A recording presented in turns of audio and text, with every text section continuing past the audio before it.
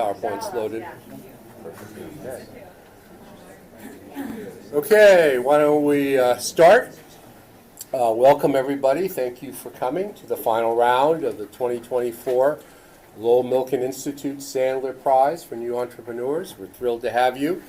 I'm Joel Fewer. I'm the retired executive director of the Lowell Milken Institute, back on recall. Yeah. So this is a very exciting event for us every year. It always is great to have students up here making their presentations and having to respond to the judges. And one of the things that I get asked frequently is, well, do any of these teams, these ventures, ever do anything after the competition?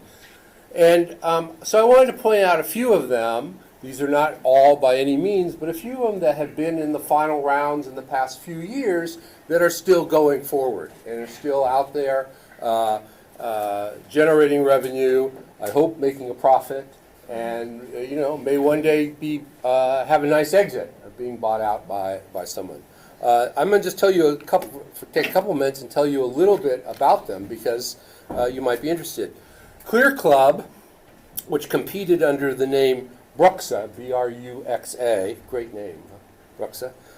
Clear Club makes custom night guards that are designed to stop teeth grinding. Oya Femtech makes performance wear for women, and they advertise quite a bit. I see their advertisements all the time.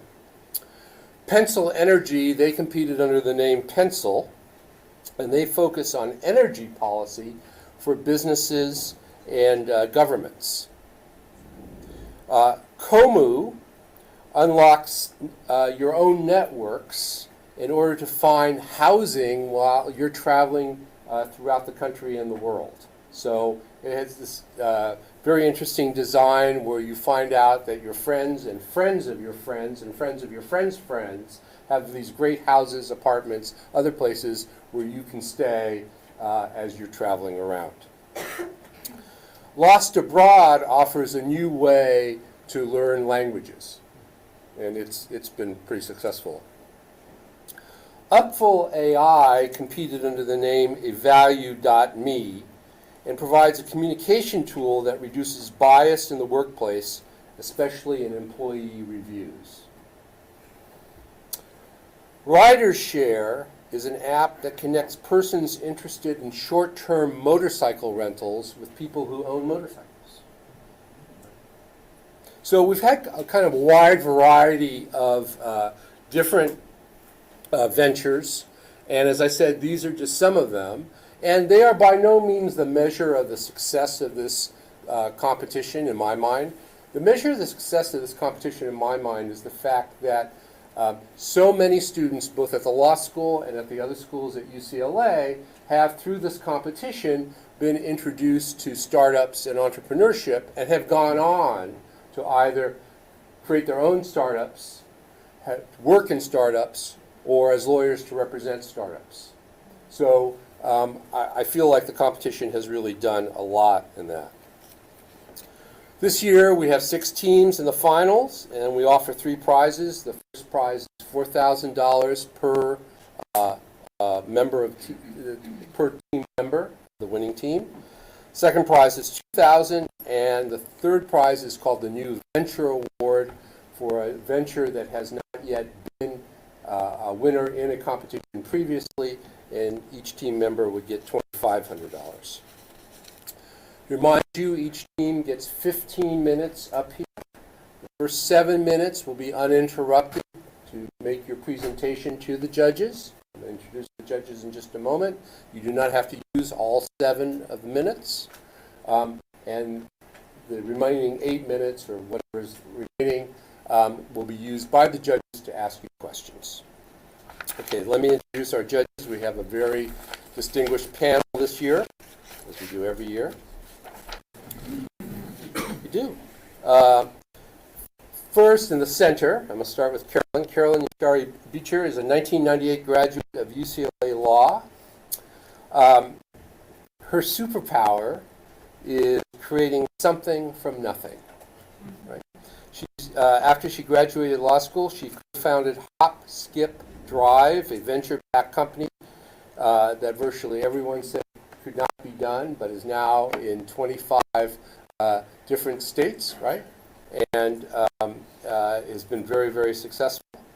She has set up a couple of dental startups, a rare disease nonprofit, a Title I school, and a boutique law firm. She has consulted for political, nonprofit, tech, and legal organizations on a variety of strategic and operational issues, and she's now the interim executive director of LOFT, L-O-F-T, Leaders on the Fast Track. She's on a mission to strengthen our democracy by recruiting, developing, and retaining exceptional leaders so they can drive change. To her right, to my left, is Nick Lum, who's a 2007 graduate of UCLA Law. Nick is the founder of Beeline Reader, an award-winning educational tool that helps everyone read text on screens with great ease. A couple of years ago, I asked Nick to come to the law school to talk to students interested in entrepreneurship, and he gave us a demonstration of Beeline Reader. It's easy to find on the web. You can see it. Some of you may even use it. It has won social impact awards from the United Nations and Stanford University, among other organizations, and has been adopted by many top colleges and universities. In 2021, Nick was the winner of the MIT Solve Global Challenge for Digital Inclusion. Nick is also the founder of Read Across the Aisle, an app that helps people emerge from their filter bubbles and helps them find articles and opinions that fall outside of their comfort zone. And finally, on Carolyn's left, right in front of me, is Richard Sandler, who is, of course, part of the Lowell Milken Institute-Sandler Prize. He's a 1973 graduate. He's really been the driving force in many ways behind this competition and has, I think, been judged each and every year except for maybe one.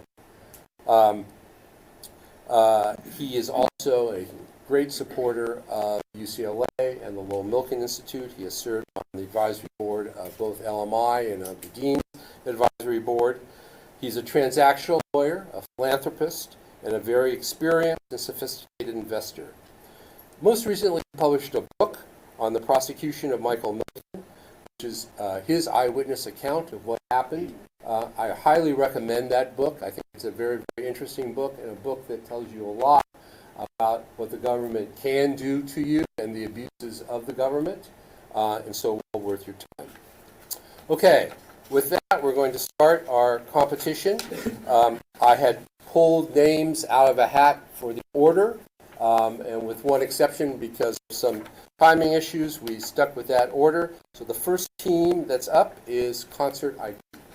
Kana, come on up.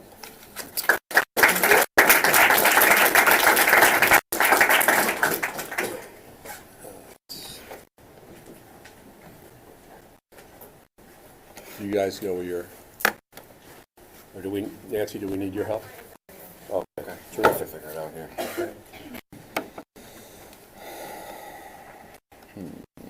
How do we get back to? Okay.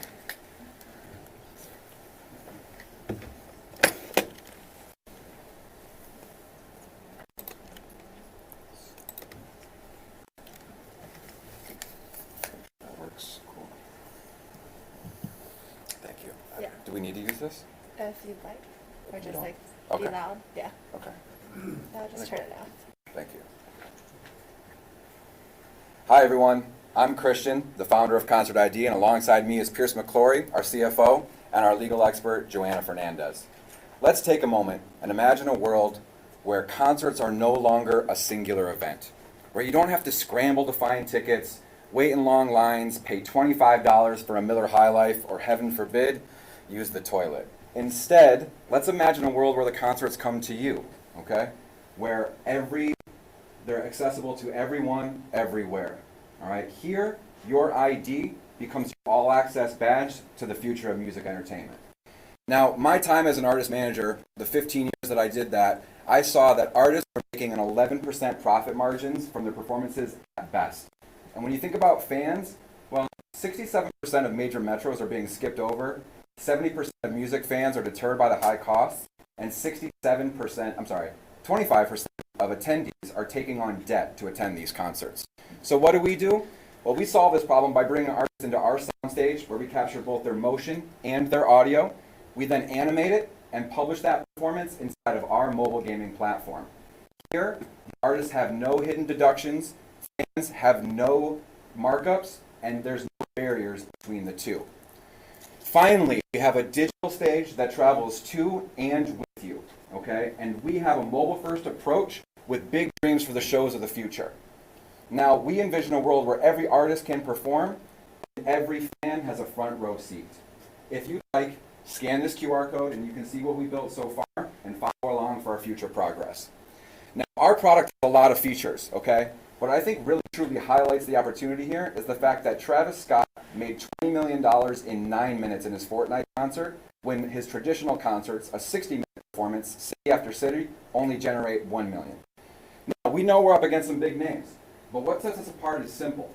We give artists and fans exactly what they want. On-demand access, we give them a bunch of interactive features, and also transparent transactions. When you look us up on an interactivity and accessibility scale, we're way ahead of the pack. Pierce? Cool. So let's talk about our target market. And when we look at our total addressable market, or TAM, we could have focused on the $200 billion video games market, but we instead chose to focus on the $50 billion US concert event and promotion market. But we're not casting our net blindly. So our serviceable available market, or SAM, really focuses in on the top 600,000 artists on Spotify with more than 10,000 monthly listeners.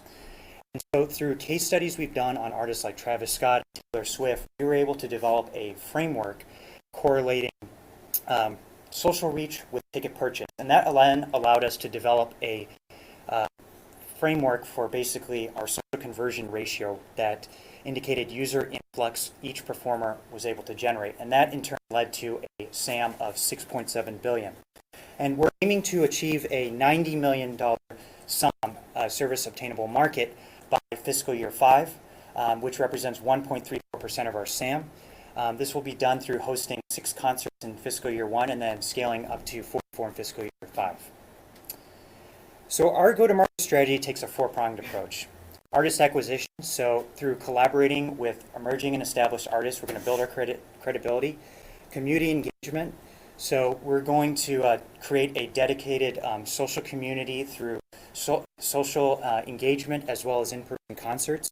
Sales initiative, so that's the launching of our virtual concerts and gathering the user feedback.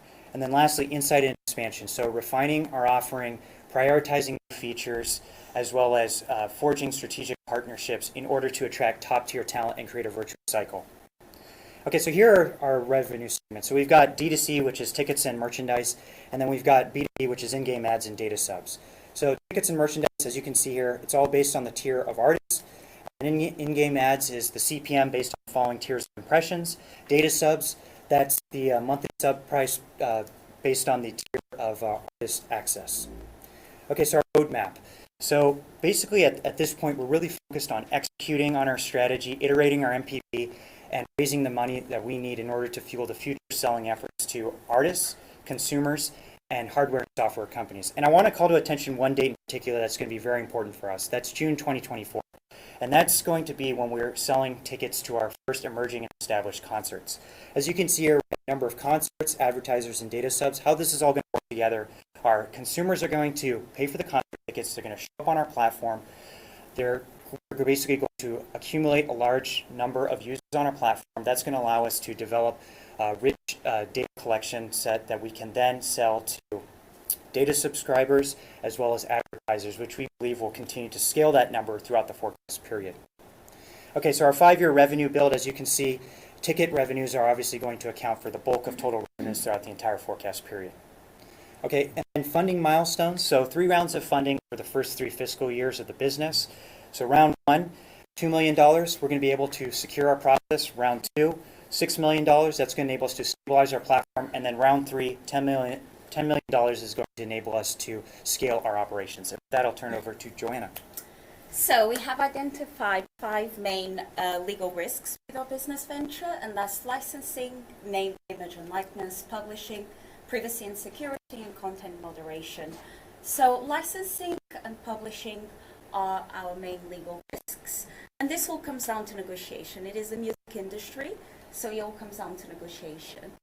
So the NIL, it will mitigate those risks with 2 strategies. One is to give the artist control over their own avatar. And secondly is to ensure that they are part of the creative process and we have all the approvals in place. And then when it comes to licensing and publishing, we also have a part of our platform which will detect automatic royalty payments to the rights holder. And both of them will come down to negotiation, and that is with our team. And so we have a big team. Christian has been working in the music industry for many years. We have peers who will ensure that our financial strategy is in place. And then we have Jared, who has experience in the video game industry.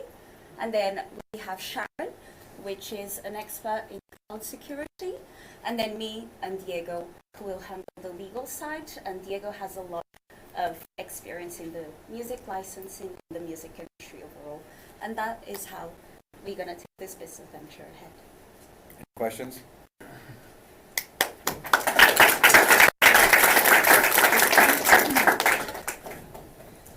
Great job, guys. So, your first round of $2 million, what are you spending it on, and what are you spending your second round on? Yeah, so we have that in the You want to appendix see here. that? Use wanna of see that, Pierce? proceeds. Use of proceeds and funds. Let me see if I can get that to you. You're going to have to stay back on that first slide. I don't have use of proceeds and funds for you. Go ahead, Pierce. Okay. Yeah, so a couple of things are going to use proceeds. Is number one is obviously the most important thing is headcount. So being able to hire the team, and I think it says that right here. So being able to pay for 28 employees, number one is very important, and then number two is artist acquisition. So being able to go through Christian's network as well as other individuals within our team, like our advisors, reach out to those artists, get them on the platform, have them go through the process, and then also just being able to get the technical infrastructure in place. The largest part of that will also be our marketing efforts. So in order to build our community, we'll need a lot of content creation to put out in the marketplace to attract individuals. We do have an idea, or not an idea, we have a strategy of leveraging the existing fan bases that the artists already have. Continue. You talk about artist acquisition, some competitors you talk about, like whatever, they've already locked up a lot of artists, haven't they? Not for, so there's no contracts that artists will have with Live Nation about their ability to perform concerts, particularly in a digital ecosystem. Some labels might be adverse to it. However, our strategy is focusing on the early stage artists that are not currently on record labels or having publishing deals to generate the credibility so that the major labels and publishers can see, oh, this platform is already making money. We need to negotiate similar contracts the same way they did with iTunes for mechanical licenses. Any other questions? I have a question Yes. about demand. Mm-hmm. And this idea is a good one, but it seems to be predicated on the fact that fans are happy to go to concerts that are not with other fans and not seeing their artists live, and that artists don't need their fans to perform well, and that it's a money-making venture, because that seems to be the focus of what you think artists are looking for, which is a bigger cut. But I am curious if you have any data to support these assumptions. We currently have 12 artists with nearly 7 million monthly listeners on Spotify that are begging us to build this platform. The reason for that is now that digital media is globally accessible, there are hundreds of bands in LA with tens of thousands of fans in Sweden, in Switzerland. They can't afford to get over there to perform shows for those people, and agents aren't willing to sign them because they can't sell 10 tickets in Los Angeles. So there are artists here that have fans all around the world, and those fans want to see those artists, and they can't get to them. So the demand is really high from the artist perspective. And with 8 million artists on Spotify, and again, 600,000 with more than 10,000 monthly listeners, only 1,500 of them have more than 1 million monthly listeners. So there is a massive pool of artists who just don't have agents, they don't have money, and they can't get to where their fans are. This is a world where all those fans can be in that multiplayer environment, not only with their friends and other ticket holders, but with the artist. Any moment, the artist can say, hey, I'm going to jump into my concert today, come hang out with me and like hang out backstage and talk to me about your favorite songs, etc. I had a similar question around demand. I don't go to concerts very often. I have small children, but last night I was at at a conference where they had a concert at the end, and I went, and it was a great experience, partly because of the thumping you feel in your body when you are at a concert that is so loud you put in your noise-canceling AirPods so you don't go deaf. And so I share that concern around that. It sounds like you're saying, well, there's sort of some niches where people can't get to where the people are. Is it then worth the production costs for you guys to do the soundstage and make all the effort to do all that if it's for 10,000 people in Sweden? Or do you see that as the beachhead and then you're going to eventually sign much, much larger people who already do in concerts? I'd also ask about piracy. Sure. So let me address piracy first. Piracy is not an issue for us. Kids watch other people playing Minecraft on YouTube for hours on a day, and it doesn't stop them from playing Minecraft themselves for another 6 hours. So people But can... do they pay? I mean, if you're trying to get people to pay for something, piracy is a problem if they can make it available for free. Sure, it will be. I will view that more, though, as a promotional arm for us than an issue. It's only going to bring people to our ecosystem, because watching somebody else play it doesn't mean that you get to play it yourself. So they'll still want to be in that environment and see all of the other features. So in regards to the demand question that you had, you're right. That thumping, that roaring, it's crucial. Me and Shannon went to a concert a couple months ago, and we're sitting there, and I said, what is it that makes this experience special? And all of a sudden I realized it's the call and response. It's when the artist puts the microphone down and the whole audience roars that back. If you scan that code, and if you have your AirPods in, one of our key features is immersive audio. We're going to be capturing the audio from the audience so that when you have your headphones in, it feels like you're there. And as your avatar moves around, it's going to change as if you were physically in that arena. So my background in audio engineering with our co-founder, who is a Grammy-nominated, the very first Grammy-nominated immersive audio engineer for Billie Eilish's Love Letter to Los Angeles. We're going to ensure that that feeling, that emotional feeling you get, is in the experience. Please scan this code and, whoops, maybe not. Scan that code and check it out. Any other questions? Are we up to time? Okay. Thank you very Thank you, much. guys.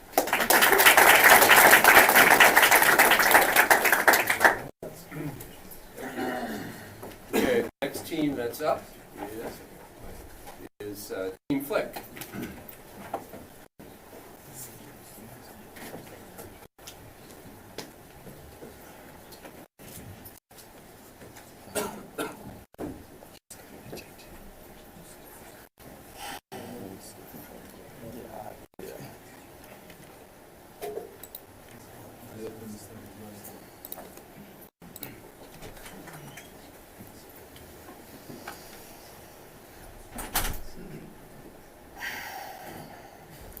Hello everyone.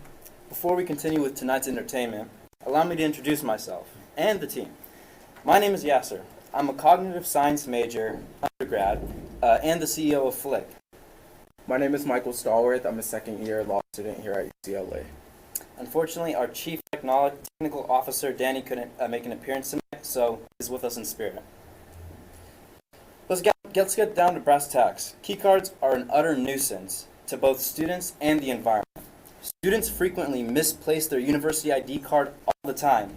This has resulted in the entire UC and CSU system issuing approximately 500,000 temporary key cards per week, most of which is discarded after a single use alone, producing over 530,000 pounds of CO2 per week. As reference, the average U.S. home produces 530,000 pounds of CO2 in approximately 35 years. Here at Flick, we believe. Go back. Here at Flick, we aim to conquer this challenge by reducing this carbon footprint by 88%, and I'll tell you how. Our solution is Flicky. It's a sleek, durable, compostable, plant-based NFC sticker that attaches to the back of your phone, enabling access to university housing, facilities, and services with a swift flick. I know what you're saying. Why a sticker on the back of your phone? 1. Smartphones are indispensable. 2. In this very room, everyone has their phones on them. 3. Integrating Flicky on the back of students' phones will ultimately reduce the number of lost and discarded key cards.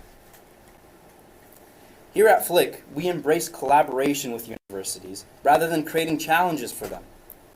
Our Flicky is adaptable, capable of seamlessly integrating with security chips universities already employ. This partnership not only streamlines access control, but also saves universities significant time and money by eliminating the need for costly and disruptive systemic access improvements to conform with big tech. We also have had success with beta testing with Flicky in existing UCLA apartments and dorms that have been retrofitted to support contactless entry. We can integrate successfully into UCLA housing as soon as tomorrow. Here at Flick, we believe in freedom of expression. Flick is committed to empowering students to express their individuality and school spirit. Our plan includes providing students and staff the freedom to choose from a diverse array of premium artistic designs for their Flicky, turning it into a unique canvas for personal expression. Students and faculty will be able to select from a variety of premium graphic designs at the local campus bookstore. Flick has also outreach to all the UCs and CSU campuses, as we have established a growing network with vice chancellors, directors, and managers throughout housing, facility management, and access control. In regards to our market opportunity, our total addressable market is $231 million.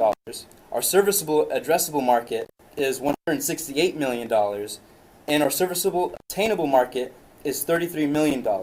And lastly, our compound annual growth rate is 2.4%. I apologize. We've conducted a survey of 150 UCLA students, and with that, one of the biggest questions that we went ahead and we asked is, would you buy a sticker for $15 that would attach to the back of your phone, enabling contactless entry for housing facilities and services? And an overwhelming 74% said yes. 16% said they'd be on the fence, probably need to look more into it, and 10% said no. And again, our our total addressable market and so on. And for our competition that we have, we're currently, or at least in our competitors, we're dealing with Apple computers, is with Apple Wallet feature, which is trying to go ahead and integrate the student ID card into Apple Wallet itself. However, the thing is that with Apple Wallet itself, they've only primarily targeted private universities within the East Coast as well as Midwest, while they have not utilized at all or captivating public universities throughout the entire United States. And not only that, but the biggest issue with Apple is that it would require these institutions to go ahead and conform with their security protocols as well as their unique security chips in regards to being compatible with Apple solely. And then the thing is that not all students here have an iPhone. So the entire ecosystem for Apple is completely dependent on Apple's unique ecosystem. Flick acts as a bridge between the two gaps for both Apple as well as Android users. So we'll be able to go ahead and work alongside to integrate with students that have either or. And at least when it comes to dock cards and Tapney, they do utilize wearable technology and NFC technology. However, they don't utilize one access entry systems. They go ahead and they're primarily focused on social networking, and as well as that, they're not eco-focused. And ultimately, it goes ahead, and this is where Flick is able to go ahead and make up for all of this. And I'm going to be introducing Michael to talk for the duration. So this is our operations and business model. So we plan to sell directly to the university and they'll handle the distribution. This will help reduce any operational costs, which would lead to about an 80% profit margin. Students will have the option to purchase these premium design flickies from the bookstore for about $15. For sales and marketing, we know that the sticker will be highly visible on the back of anyone's phone case, but of course we plan to also market it on social media, so using TikTok, Instagram, YouTube. We also have brand ambassadors, so that can be a content creator, influencers, or any students as well, and then also word of mouth, so school community, freshman and transfer orientation as well. So for the legal aspect, Flick is already established as an LLC in California. It's registered under Flick Electric LLC. But as we expand, we can think about transitioning to a C corporation, which could unlock any investment opportunities and allow us to grow. Also, we prioritize security protocols because we want to make sure that we are ensuring compliance with industry standards. And we also will pursue a patent protection to make sure that we safeguard all of our innovations to hold a competitive edge in the market. And in regards to our timeline, for 2023, we went ahead and we powered through a lot of different successes. In 2024, we went ahead and we continue to strive forward by outreaching to private universities in the greater LA area. And they went ahead and they were showing us optimism for at least our product. And going ahead and moving forward in 2024, we're looking forward for a VC investment, securing a patent and trademark, and UC implementation hopefully by Q4, as well as UC implementation and CSU implementation for majority of the schools within the 2025 year, as well as a partnership with possibly Blackboard moving forward, as well as going ahead in 2026 implementation with out-of-state universities. And lastly, we're going ahead and hoping to raise capital, aiming to procure around $143,000 in VC funding. The different things that this would go towards is 30% is operational cost, 26% is product development, refinement, and research, 17% would be marketing and sales, 14% would be supply chain and production, 6% would be integration compatibility testing amongst these universities, and 7% would go into legal and regulatory compliance. And lastly, I leave you with this. Let's heal the world together, one flick at a time. The key to the future is here, ladies and gentlemen. Thank you.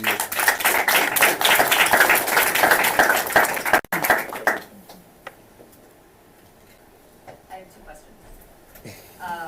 First is,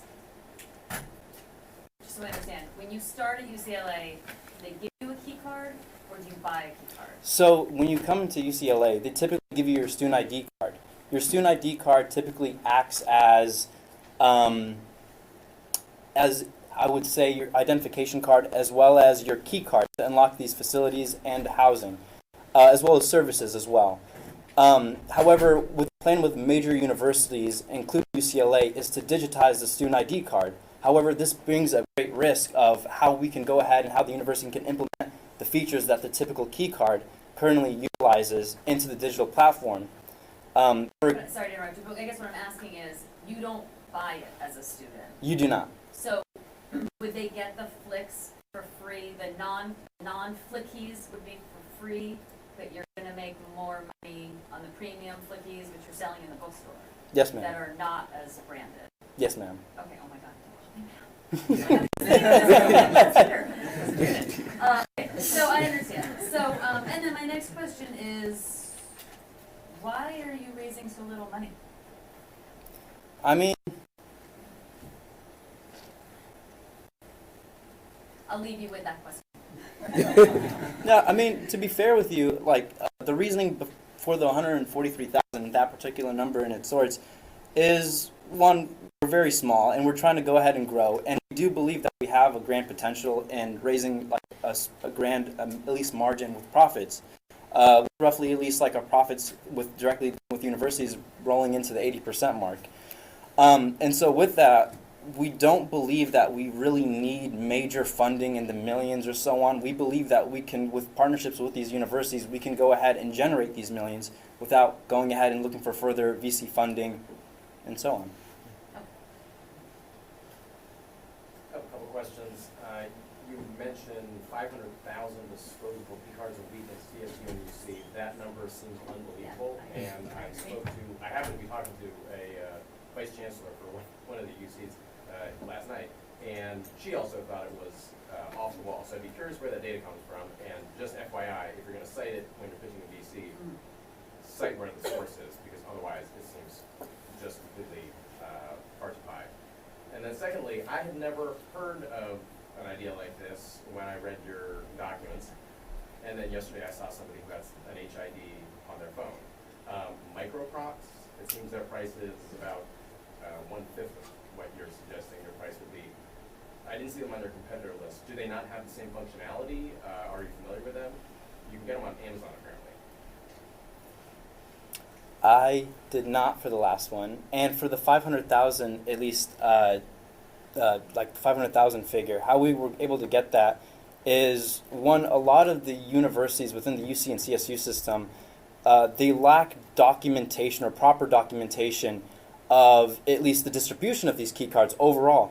So what we ended up having to do was we contacted many different residential facilities, at least managers, throughout the UCs and CSUs. And for them, they were only able to go ahead and give us a weekly estimate of how much they went ahead and they end up issuing. So, for example, UCLA, I believe the figure that we went ahead and got is for the university apartment students, they issue out 9,000 per week. And for the dorms on the Hill, for the students that live like on campus, they issue about 10,000 per week. And so with that, we were able to go ahead and just kind of observe, survey, very lengthy, at least trying to collect all these surveys. So it's not from one data source? It's not. It's from us like collecting at least from different managers in at least facilities, or at least in housing, residential housing, yeah. And how is someone supposed to loan a key card to their friend? So, hey, can you run back to my apartment and get this? Or, hey, I'll meet you there later. Oh, I guess you have to take my phone now. It's very great that you mentioned that, because one thing is that UCLA, like many of these institutions, don't want that to happen. It's actually a security risk to them. Funny enough, I was talking to, let me pull out their name, I have it written in my notes. I was talking to, over with CSU Fullerton a couple months back, and I was talking to Caitlin Hopkins, who is the Housing Technology Coordinator. And over at CSU Fullerton, they completely digitized the student ID card. But what they did in that process is that they completely outsourced their entire access control department over to a third-party company. And so currently, they're dealing with a security issue where students are able to unlock not only their dorms, but also like the gates to their dorms or apartments from a 3-mile radius, which in itself is a major security risk and liability. And currently, different universities, such as CSU Fullerton, are scrambling around trying to find other solutions, as you know, they can't simply just go back to the traditional physical key card, as they've went ahead and they've already pushed forward towards the digitization of the key card. If that answers your question at all, boss. I understand that the university would have that interest, but you're trying to get someone to pay for something that's not going to let them loan the key card to a friend. Well, That seems like it could be a challenge. it isn't necessarily like us trying to, well, for at least the premium designs, yes, we're trying to go ahead and sell it directly to the students. However, in the major scheme of things, we're trying to go ahead and change at least the very way, the structure that university students are able to interact themselves with their own housing first, and then move on to like services as well as facilities. I think just to add on that, for an example, before I had my physical key for my apartment, I lived in Weyburn Terrace. About maybe 3 or 4 times a semester, I would end up forgetting my key in my apartment. Whereas if I had the sticker on the back of my phone, I never forgot my phone ever. So I would be able to completely scan into my apartment and not have to worry about continuing to go and get like a temporary key, which would contribute to the waste. And then they have to go back and to reprogram their student ID card again. So you end up doing, it's a very inconvenient like matter just to be, if you lose your key card alone, or your student ID card. Just very quickly, in the last slide, you have what percentage of the $143,000 you're going to use for different things? Where did those numbers come from? Gotcha. And how much have you spent so far? So far, I would say we spent roughly around 1,500 so far. So at least when it comes to these like the different expenses, I'll get down to details. So for the operational costs, 42,900 would go ahead and cover daily operations, salaries, and other administrative expenses. This will go ahead and ensure smooth functioning of business operations. For product development, refinement, and research, which is 26%, would be about 37,180. Purpose would be enhancing like the technology as well as improving security features, and funds research into NFC technology and new product lines moving forward, as well as software development. And for marketing and sales, that's going to be 17% with an amount of 24,180. Purpose is to implement targeted marketing campaigns and increase brand awareness throughout these universities. The impact is to drive customers' acquisition and market penetration. For supply chain and production, that's going to be $20,020. Purpose is to go ahead and strengthen supply chain management and ensure production capacity amongst these universities, at least in our beginning early stage. And this will go ahead and ensure quality control and timely delivery for the product. And then there's integration and compatibility testing, which is 6%, which is going to go ahead and be about 8,580. Purpose is to ensure compatibility with existing security systems amongst these universities that we're outreaching to. And lastly is legal and regulatory compliance, so we can go ahead. That's going to be about roughly around $10,000, 7%. It's to handle compliance with legal and regulatory standards and protect intellectual property rights as we're moving forward within the year mark. If that answers your question, sir. Thank you. Thank you very much. Thank you very much. Next up is is it Genogard? Genogard.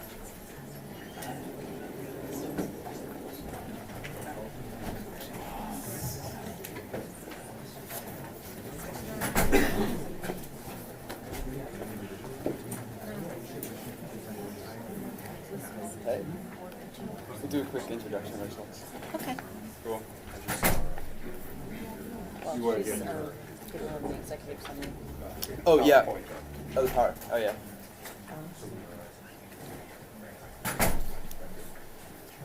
Is it already there? Yeah, it's here. Thank you. Do you know that?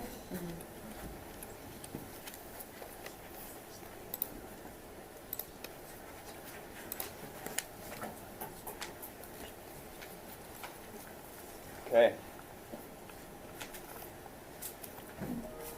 Good evening, everyone. My name is Grant Gretsch. I'm a second-year law student at UCLA. And I'm Ashley Lorero. I'm a third-year PhD student in the Molecular, Cellular, and Integrative Physiology program at UCLA. With the rest of our team, who you'll meet in a little bit, we're GenoGuard.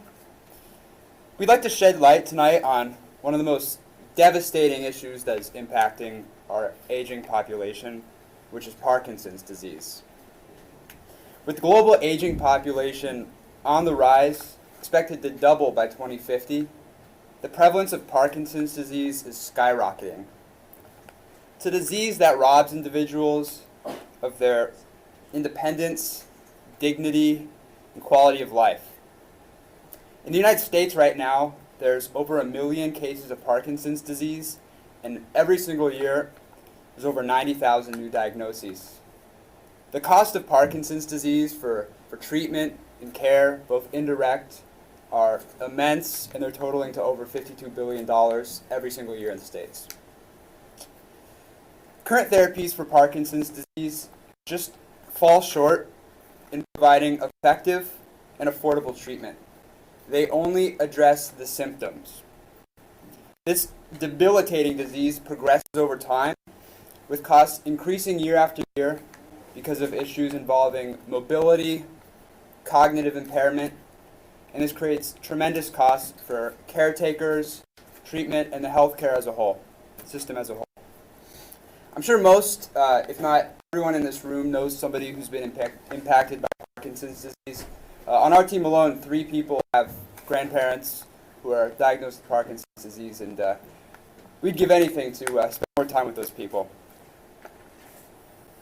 Luckily, we do have a solution that bypasses all the shortcomings of current treatments. Using AAV technology, which is our gene therapy platform, GenoGuard will be a one-time treatment for Parkinson's disease. In fact, it already works in our animal models. Our treatment kind of works like umbrella coverage insurance. We use our therapy to provide a cocktail of health-promoting genes to guard your body and your genome against both internal risks and external damages, like environmental damages, for example. That's why we're called GenoGuard. GenoGuard is effective, cost-efficient, and safe. In fact, gene therapies have been proven to be safe, with almost 20 gene therapies already FDA approved on the market, almost half of which use AAV technology. GenoGuard's treatment is both modular and unique. We will be able to patent our treatment in each form of its use, and we will aggressively seek to develop our patent portfolio early in the R&D process. Let's take a look at the average Parkinson's diagnosis, which is around 60 years old, and then from then has a lifespan of 16 years afterwards. So a couple treatments on the market right now that are quite popular. One is deep brain stimulation, which is a very invasive surgery, and it costs a lot. It's like upwards of $40,000 for the surgery, and then assuming a duration of 16 years after Parkinson's diagnosis, it can be cost around $1.2 million involving caretakers and other routine treatment, and it's a lot of money. And oral treatments are much cheaper, $800 per year, but they're also just not that effective. So that's also why there's about $1.2 million over the course of 16 years for care treatment. Super expensive. However, GenoGuard is a one-time treatment. It would cost patients only $20,000 for the one-time treatment. Very effective, so no additional costs and additional care. Insurance typically covers around 80% of Parkinson's treatment, so out of pocket for a patient, $4,000. And it completely halts Parkinson's in its steps. This medical cost ratio is an enormous benefit to patients, also insurance companies. Our initial development costs will be around $7 million. With an innovation this promising, we can expect probably $1 to $2 million from government agencies, also private foundations like the Michael J. Fox Foundation, which has raised over $2 billion solely for Parkinson's research. So as we progress through each phase of clinical trials, we expect to strategically partner and contract with pharmaceutical companies and seek funding from government agencies and private foundations. Our vision doesn't just stop at Parkinson's disease. Our AAV cocktail therapy is highly modular and thus has the potential to revolutionize treatments for other age-related conditions, from Alzheimer's, type 2 diabetes, even cardiovascular disease. We're basically addressing the fundamental mechanisms of aging, not just treating a disease. In fact, in our healthy fruit fly models, our therapy has actually extended their lifespan by 20%. GenoGuard is for everyone. It's effective for the sick and preventative for the healthy. GenoGuard is scalable. We're going to start with Parkinson's disease, and we'll expand our platform to other age-related diseases, making a mark in history just as Sabin and Salk did for polio. Let's build a future where everyone can live their longest, healthiest life. Thank you. We invite our team to questions.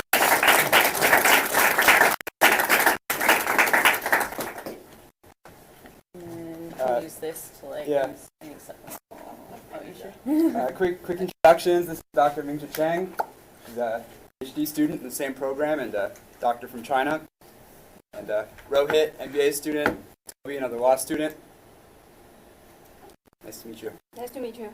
Happy to take questions.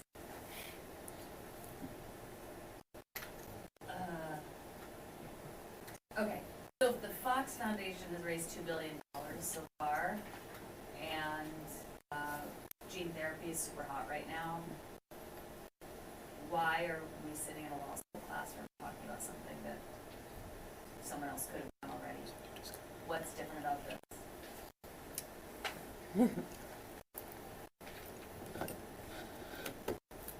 Thank you for your question. I am a PhD student from a longevity lab.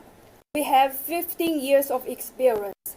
We've screened through a number of genes, and our target is to promote lifespan. We've screened through multiple gene targets and verified some of them to be very potent. So we know these genes can actually work. And our therapy is not a single target. We are targeting a bunch of genes. It's a cocktail. Currently, gene therapy is only targeting a single gene. However, it's not the case for most of the diseases, especially aging-related diseases. That's why our therapy is very unique. Thank you. In your competitors, in your presentation, you don't have something called focused ultrasound, which I know has been successful in treating Parkinson's disease. Obviously, very different than gene therapy. But you know, when you look at the competitors and the funding of some of the competitors, and you see things that are actually working, what differentiates you with this particular disease from that which is being out there right now? I think it's important to emphasize that this is a new invention, this is a new type of treatment, and the current existing treatments for Parkinson's only address the symptoms. This actually stops Parkinson's in its tracks. It stops the progress of the disease, and it's something that, with current treatments that only, it can only works on a subset of the population, where this works on the entire population. But when you say it stops in its tracks, you mean, based upon your research, you believe it will stop in its tracks. So if right now you're dealing with fruit flies, right? Then you're going to move into rodents. Yeah. Currently in the animal models, that's what it does. Yeah. And we believe it's highly translatable to humans, as other gene therapies have been.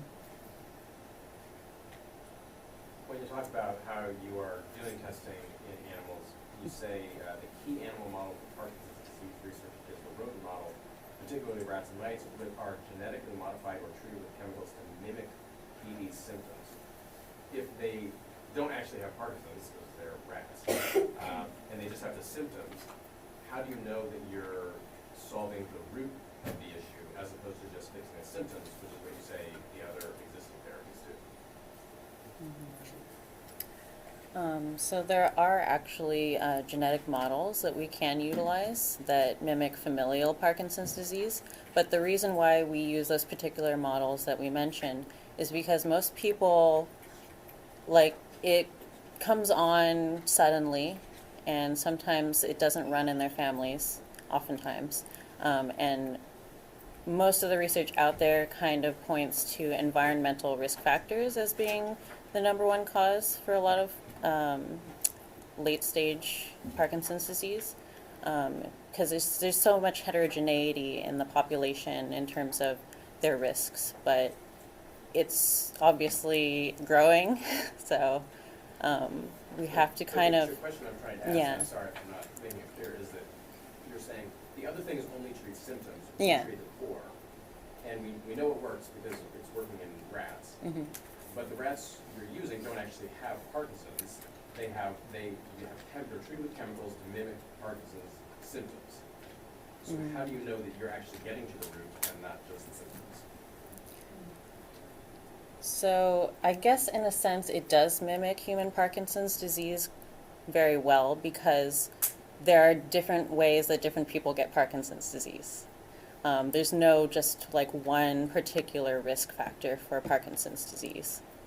And with these mice, by giving them different subsets of risks, like different damages to their genome, or, we're kind of mimicking the heterogeneity of human Parkinson's onset disease. So you're saying they kind of really do have Parkinson's? Yeah, they absolutely do. They have all the symptoms that humans have.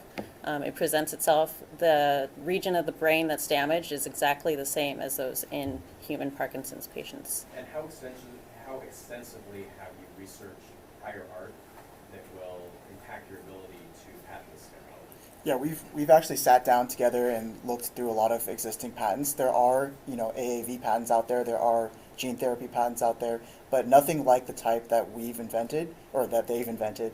They target not just familial genes, but they target multiple genes at the same time, and no ordinary scientist with that skill in the art would have been able to think of that just based on the existing companies and patents that are out there. So that's what differentiates you, Yeah. the different genes versus one. Yeah, exactly. For the based on the existing prior art, there's just we've looked. I think the first, it's also important to mention that it will be a method patent. So we're not just patenting the gene itself, but it's the method of actually producing the therapy. And so could someone else, if you have a cocktail and it's, gin and vermouth and bitters, sorry, I don't mean it. And you say, I have a method patent for delivering all of this. Could someone say, well, okay, I won't do that method. I will take the gin and put it in, and I'll take the vermouth and put it in, and get around a method patent that way. Yeah, and I think this is why the parallel research and development is going to be really important for the company. We're not just going to look at patenting one single treatment for Parkinson's. We're also going to be, reducing to practice treatments for all of the other aging diseases around there. And that's why we talked about aggressively pursuing a patent portfolio so that we can just build that out really quickly within the first few years. And that's going to be the highest risk period for the company. But once we build a broad enough patent portfolio, we can also assert our patents against any competitors that try to copy our methods.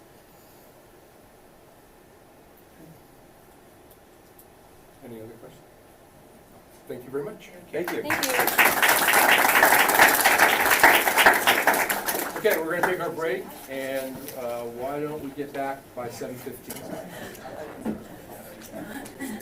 Okay, if we're ready, we're going to go on to our next team, which is Team ERA. Awesome. Hey everyone, we're Team ERA, and our mission is to simplify the cycling experience by seamlessly integrating the intuitive capabilities of augmented reality to reduce clutter and promote safety. But before I do that, let me tell you a little bit about my friend Vance here. Vance is a pretty avid cyclist. He cycles multiple times per week, totaling around 100 miles. And he's got all the gear. He's got the sunglasses, he's got the smartwatch, he's got the bike computer, he's got everything. Right? Just speak up a little bit, please. Yeah. We don't want to miss all Okay. the important things Yeah. you say. Move a microphone. Can we take the fourth microphone? Does your microphone work? One up there? I don't know that these work. It's okay, I'll talk about it. All right. So yeah, it's okay. He's got all the gear, right?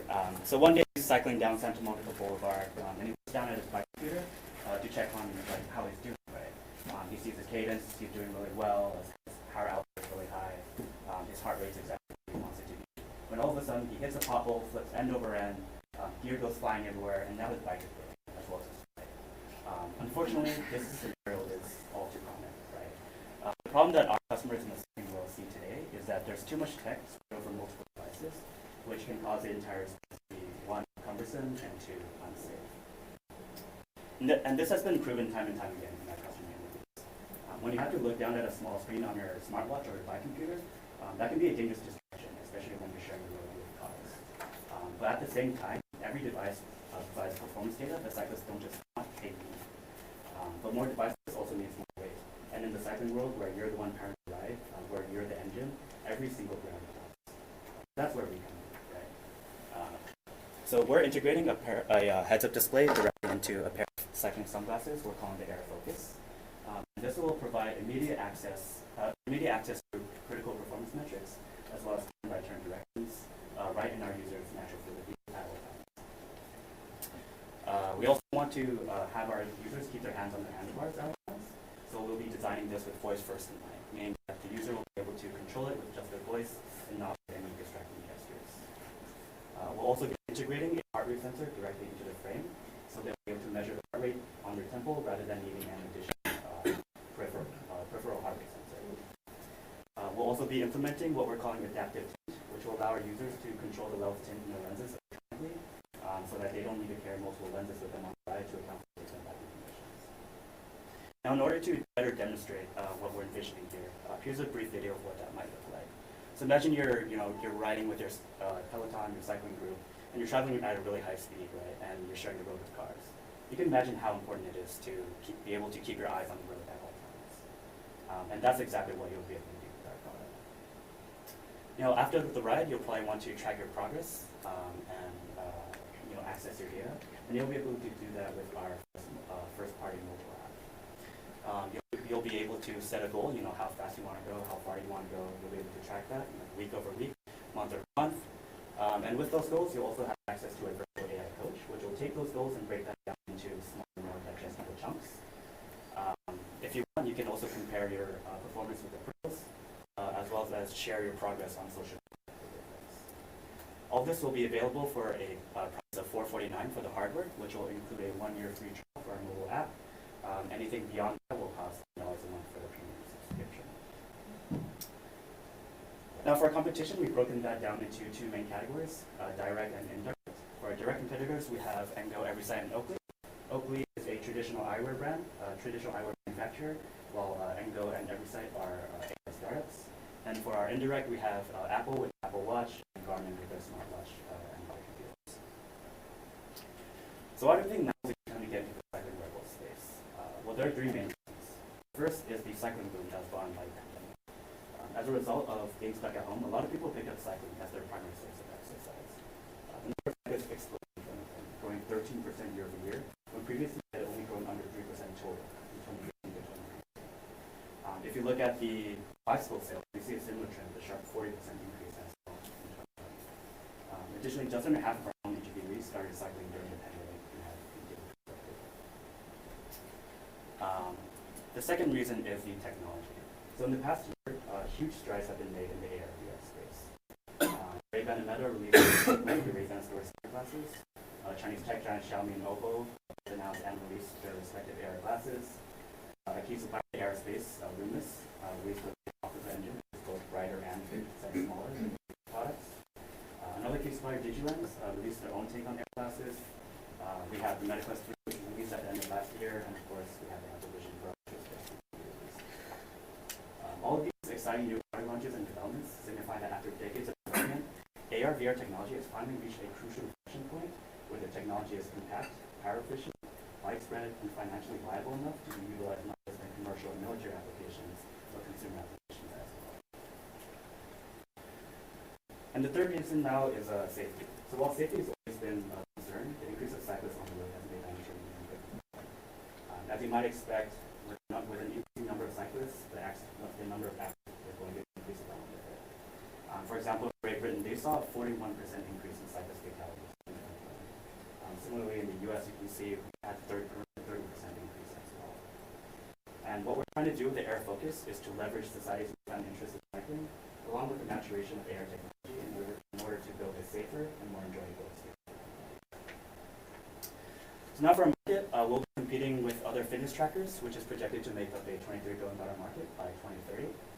In North America, one level down for our SAM, we have the emerging market, which is the fitness wearables with heads-up display, which accounts for about $132 million. And within that niche, we project to be able to achieve roughly $40 million.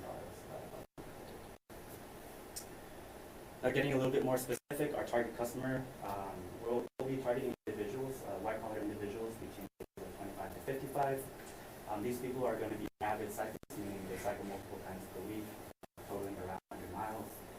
They also tend to do so in a group rather than by themselves, meaning they're more engaged with the cycling community.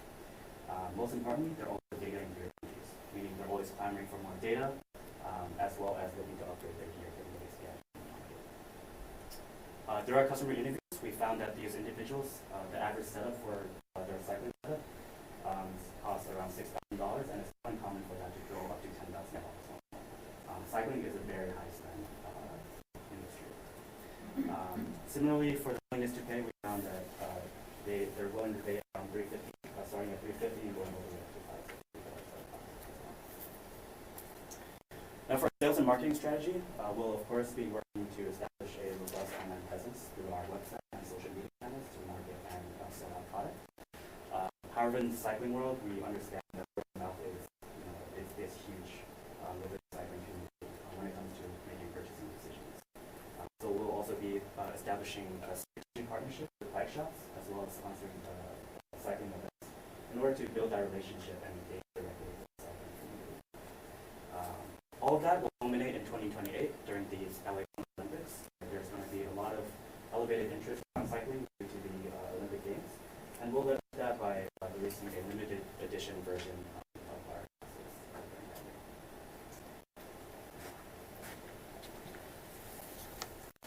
So talking about the legalities of the venture, in order to use the existing technologies, venture era,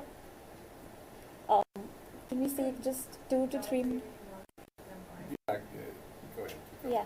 So in order to use the existing technology, venture era seeks to basically we're going to partner with strategic suppliers, and we're also going to register our era focus and era logo as trademarks.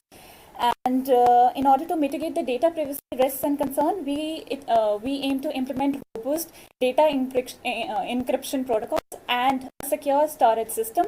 And in order to mitigate the product liability risks, we are going to ensure that there is product safety by thorough and rigorous product testing and checks at every stage, so that we address whatever defects there are in our products before we release it into the market. Now, Alice is going to explain the fundraising needs of the venture. Thank you. Oh, I see.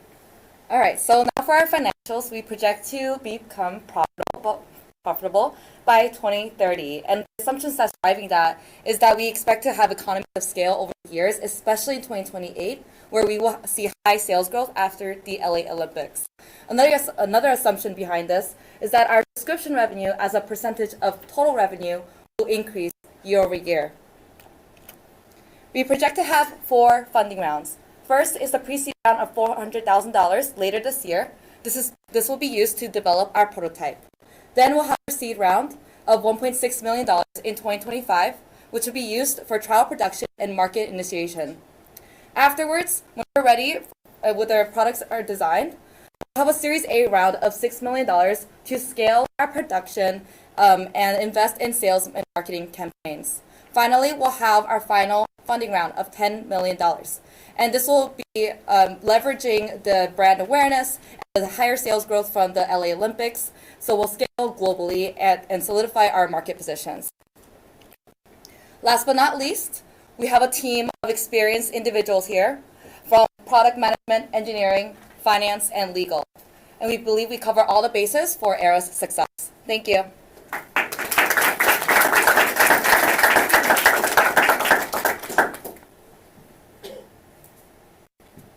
I think this is something that could be very helpful for some people because it is very dangerous to look down. I have some serious cyclists in my life who I would hope would be able to have a product like this. I do wonder about the size of the market and some of the stats you cited around the growth and interest in cycling. Is that growth and interest in general cycling, casual cycling, or is it the hardcore people that you guys are targeting? Similarly, about fatalities. Is that fatalities among the people who would actually be using your product? Or is it mostly among people who are not as serious riders and making rookie mistakes? I'll let you go after those first. Yeah, so in terms of who we're targeting, we are targeting, as our beachhead market, we are targeting more serious people because they're always the ones who are like gear junkies, right? They're always looking to upgrade to the latest gadget on the market. The cycling world in general is they're very friendly towards new technology. They're always, very, very happy to be early adopters. So that's who we're going to be targeting. But eventually, we would want that to trickle down to the more generous cyclists. In terms of the fatalities, we don't really have that granularity. I'm sure there's a spectrum of like serious cyclist fatalities versus like generalists. But it is a trend that's consistent across all levels of whether you're just a hobbyist or a serious cyclist, right? So that is still a growing platform. You mentioned in your summary in your documents that you use voice recognition. I'm wondering, you had a little video of somebody going 53 miles an hour. Yeah. How well does voice recognition work when you have wind traveling at that speed? Yeah, so to get a little bit technical, we would have like a pair of beamforming microphones, and which would be like one on each side, right? Which essentially how that works is they both take in noise, and so they can cancel out the noise at that speed. That definitely does work because my brother calls me sometimes when he's riding a bike bike share bike, not very fast, and he has AirPods that effectively have beam-forming microphones. Yeah. And it I mean- typically doesn't end up being a very good call. Yeah, I mean, in some cases, it's not guaranteed to work in like every case. Obviously, he was traveling at 50 miles per hour. Like most people are never gonna get up to that level. I'm just wondering if you tested if the beam-forming stuff, which works great in noisy restaurants and things like that, also does cancel out wind noise, Yes. which is kind of everywhere Yeah. as you're going. Yeah. I have a question around your value proposition for customers. There seem to be a lot of them, like safety, which I also have questions about data, and like, is it really safer? I'm not really sure. I mean, to me, I'd rather have them looking at nothing, but is there any data around the safety of like the Google Glass for bikes or whatever you would look for yourself? And then it's like the metrics, under bundled metrics, and then extra weight or not the extra weight, and then collecting data and the virtual AI coach. I mean, there's a lot going on there. If you had to pick one, what would it be? Definitely safety. I think one of the main things that our customer interviews have brought up is safety is always in the back of the mind of the cyclist. Especially if they don't have that much protective gear. It's just a helmet. Like how much is a helmet really going to help you when you crash into a giant car, right? So even something that can help just a little bit, cyclists are very willing to pay for it. Yeah, safety is huge. Yeah. And like, there's not many factors that you can control when you're cycling, but the few that you can, they're very willing to pay. Yeah, I think that's really the most compelling argument for buying something like this, and I do think some of your focus on others may dilute that, which is incredibly powerful. Yeah, that's definitely like our flagship value proposition. In terms of like the weight stuff, it is to a lesser extent also part of the value proposition because, like I said, like literally every gram matters. For example, I have like a lot of high performance cyclist friends, and in our group chats they're always blowing up like, should I buy this bike versus this bike? And the only difference is like literally just a few grams, but the price is $1,000 more. So like every single gram really does matter. Thanks. So I agree, I find head-up displays of cars are much safer than looking at a screen perception. Do you have a prototype? I mean, do you know you can do this? Yeah, so this right here actually, this is not ours, but this is our competitors actually, Engo. So the interesting thing about Engo is that they're a subsidiary of a company called Micro OLED, who's based in Paris. They're a subsidiary of a company called Micro OLED. So they're based in France. They produce display technologies, and that's really what they're selling. Engo is kind of their consumer brand, but I actually talked to one of the employees at Engo, and what they told me is they don't want to be in the consumer space. They want to go back to focusing on the core competency, which is B2B supplier sales, right? So what the purpose with this is a technical showcase. They want to put that on market and show people like this is what's possible with that technology. And they want someone else like us to come along, take that technology, build upon it, and become the consumer brand that they want to be. So the technology is out there. If you want, you can demo this as well. It's fully functional. I have to ride a bike. I worry about your margins. You mentioned being reliant on the IP that other people own. Sure. What is to stop them from eroding your margins and leaving you with a routine? Well, I think that's always a risk when it comes to non-vertically integrated companies.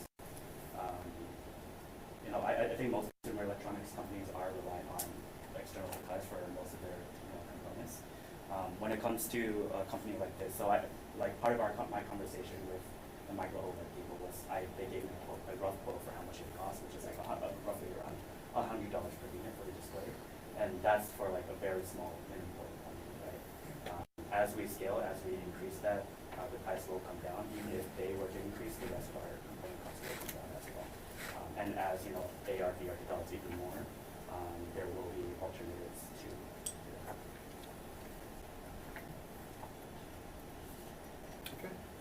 Thank you very much.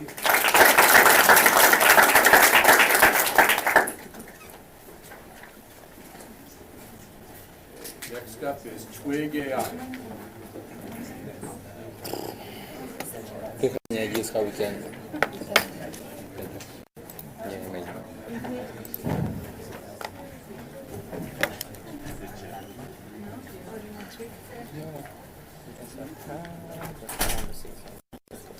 Keep attention first. Say that to you guys. Something before you start. Hi everyone, we are Twig AI. We are a software as a service company that streamlines the integration of autonomous robots for the farmers. And since we're helping the farmers, specifically the farmers that adapt autonomous robots, we look into the profile of an autonomous farm. We realize they have a mix of skilled and unskilled labor. But because the robots they have are not connected, they have some problems. First, they require more skilled labor because each solution needs to be managed by skilled labor. Additionally, because they are not connected, the cross-robotic tasks cannot be done by robots, so they need more unskilled labor to do these. And because of that, the farmer is facing three main problems. First, they cannot get rid of the labor shortage problem that's happening in the US at 40%. Secondly, there is inefficiency and downtime in the operations. And finally, higher salaries, especially because of the skilled labor. And we built Twig AI. Twig AI will connect all these autonomous robots through one interface, and through this interface, the farmer can manage his farm. Now, let's talk more about how we found out about the situation at a berry farm and how we helped them. So this berry farm has Tortuga and Burro, an autonomous harvesting robot, and an autonomous transportation robot. What's happening right now, Tortuga harvests the berries at a harvesting spot, and once it's full, it leaves the harvesting spot to a central platform. It offloads the berries there. Then a Burro robot goes to the central platform, waits for an unskilled labor to load it. Once it's loaded, it goes to the refrigerator or desired destination. Twig AI proposed a solution to this farm. So we told them, we're going to connect Tortuga and Burro, and the process will be better now. So Tortuga will still harvest the berries, and before its platform is loaded, it's going to send a notification to the closest Burro robot, which will come to the harvesting spot. Tortuga will load it, and it will directly go to the desired destination. What happened is that we added value to the farmer. How? We eliminated the need of the unskilled labor that was doing cross-robotic tasks. We reduced the need for skilled labor because now there is one solution. We reduced the process downtime, and we saved batteries of the robot, especially for Tortuga. And the value is estimated to be around $1,050 per robot per month, and we're going to charge $200 per robot per month. Our product has 4 components. It has customer portal, fleet management, data platform, and teleoperations. Customer portal is where maps are launched. However, fleet management is where you can manage your whole fleet. And in terms of competition, we realized that there's a gap in the market in terms of agriculture specialization and integration customization. We can capture a good value in the market if we target this. And now Artem will tell you more about the opportunity. Yeah. The opportunity seems very, very big because we're talking about autonomous robots, and the market will grow next 10 years, and actually it will achieve 190 billion in 2032. And what we're talking about today, the global autonomous market is around 76 billion, and if we're talking about service obtainable market, today it's around 1 billion in the United States. And let's talk about the marketing and sales strategy. Initially, we are focusing only on the vineyards and dairy farms because harvesting is a really extensive operation, and these farms are struggling with it. And we will utilize traditional marketing and sales strategy. For the marketing strategy, farmers are very conservative persons. That's why we will utilize offline and online channels, combining them. And for the cold outreach, we're planning to use sales managers and typical cold calling. But for the additional sales channels, we're trying to establish distribution channels with our manufacturers, with our partners, with government and non-government organizations, and different farmers associations. And Twig AI today is not just an idea. We already launched MVP, and we have current traction. For the product MVP, we launched customer portal and fleet management system, and we are working on our back office system where we will be able to operate by different accounts. And from the business perspectives, we already received 4 APIs for 4 different manufacturers, and we have a negotiation stage with 7, one of the biggest robot manufacturers here in the United States. And Lynn will tell us more about the finance in our next stages. Thank you, Artem. So what you see here on the screen is our financial projections on revenue, profits, and expenses from 2025 up until 2032. And we plan to break even in 2026, and we have forecasted a revenue of $72.2 million by 2032. And if we look more closely to the financial plan, we have 3 main milestones within the next 3 years. First is in 2025, when we will earn our first revenue, and we will do so via some pilot projects that are already in the pipeline. The second one is in 2026, when we will break even, and then thirdly in 2027, when we will reach cumulative break even. And on to the risks. So for all ventures, we have identified risks. We have technological risks, we have operational risks, and we have legal risks, and we have already started taking actions to mitigate them. And I can take one of the legal risks as an example. So since we're a software company, our core business is software and IP. So to ensure that we have control of our IP, we have contracts with our software developers, and we're also monitoring what type of services and code they include in the software. And let me just say, I'm so proud to be a part of this team. We are an incredibly diverse team with extensive international experience across all business functions. And I actually think we covered the whole world. And with us, we also have our advisor, Alison Silver, and our mentor, Justin Brownstone. And we are so thankful for your guys' support, and we're happy that you believe in Twig AI just as much as we do. As the CEO and co-founder of NVIDIA said, everything that moves in the future will be robotic. We strongly believe in that notion, and with Twig AI, we'll make it real. Thank you.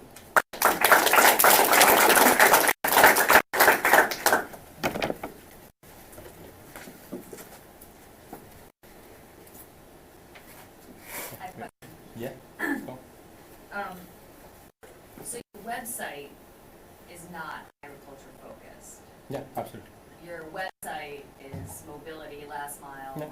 Focused. So could you address that, please? Yeah, we initially started in last mile logistics like 1 year ago, but 6 months ago we moved to the agriculture is a regulation problem, and we just keep our initial partners on last mile logistics. You can saw it was Cleavon and Drone Company, and actually for us it was a pilot projects to evaluate us. This company are open to share the API. We received their 2 APIs, and after this we found that agriculture only one space when we can launch today, as the regulation is so strict, and you can see a cruise example. Yeah. But we are still in the still mode, and we do not publish officially that we made this pilot, and we are working with farmers, a lot of NDAs. That's why we just still keep this website for just logistics. Sure. Yeah. So, follow-up question. Are you talking to farmers? Yes, absolutely. We already have one farmer. Actually, this real example. Do you want to tell? Yeah. So The very example Yes, is yes. the actual farmer? Yes. It's John Doe, I think. No, it's a farm. It's a berry farm in California. We have around 150 Tortuga robots, and 40 or 30 Buro robots, and we propose a solution to them. Yeah. We are still negotiating. Also, we had some conversation with the leading vineyard in the U.S., and we're trying to see how we can help them. So, as I said in the competition slide, we are more of agriculture specialized because we're gonna go to the farmer. I have a truck. We're gonna drive there. We're gonna see what's their problem. We're gonna try to solve it, and we're gonna try to get their trust. And once we can give them value and estimate with them the value that we give them, we're gonna be able to convince them to work with us. Yeah. Okay, thanks. But I can add some small details about the operation. Farm has a lot of different operations, and our goal to find the most painful place where you can bring the value. Because harvesting is only one function. We have a spraying, we have like tons of different operations, tons of different machineries. Actually, that's why we still have a negotiation stage with different manufacturers, because we want to bring some value, and after this, adopt this robotic solution for farmer needs. And so one more question. So you're pricing on, when you say $200 per robot per Yeah. month, that's for the software. It's only subscription. software, There's yes. no selling robots. No, we are capital free. Yeah. Got it. Okay. That's How far are you along right now? We have a development team actually outside the United States. It's 10 engineers. We have MVP, we have first integration with robots company, and we are actually looking for the pilots. And we are working on one real case scenario with this farm right now, trying to find the value. We have few negotiations with different farms. Like 1 week ago, we were talking with one lemon farm, for instance. It's like small family-owned farm, and these guys have a lot of problem with, especially with labor. And everyone understands that the future agriculture actually is a segment where people are not want to work actually, but it's crucial for all our lives.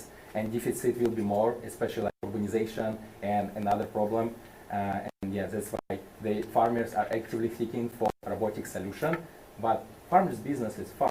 It's not like adoption of the solution. That's why we build VGI, make life, farmers' life better.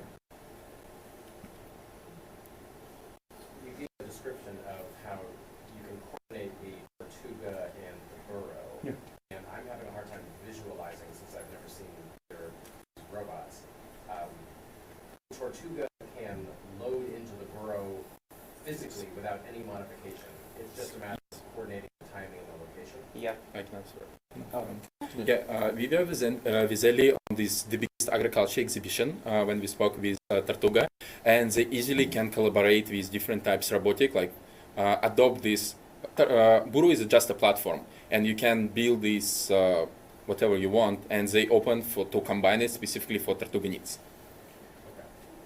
And if there are these other vendors you need to interoperate with, what's to prevent one of them from deciding, actually, we're going to have a solution, we're going to try to lock everybody into our robots, walled gardens, and then degrading your ability to continue operating?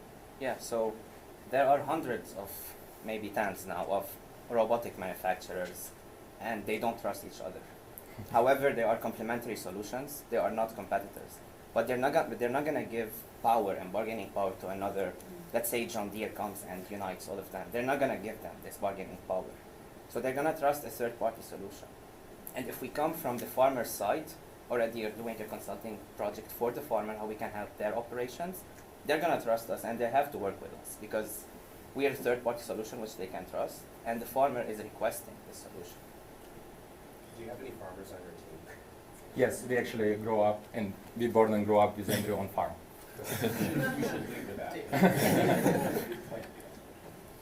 And one more comment about this. We had a proof from one interview with CTO of Autonomy. It's also autonomous robotics manufacturer. They said we cannot scale without solution like Twig, because farmer will not buy this Unifleet, and sometimes they're not competitors. They just cannot survive without each other, and then we appear. I apologize if I missed this in the business plan, but how are you funding 10 offshore developers? We are still bootstrapping, and it's our own funds with Andrew. We were working in tech previously. That's why, but we don't trust right now, and we are still thinking about the first revenue. And after first revenue, we need to find the first revenue, especially from subscription, not like from consulting. We probably might have it, but our goal just to start the operations, and after this we will start our fundraising company. For now, we're still bootstrapping. Any other questions? Thank you very much. Thank you so much.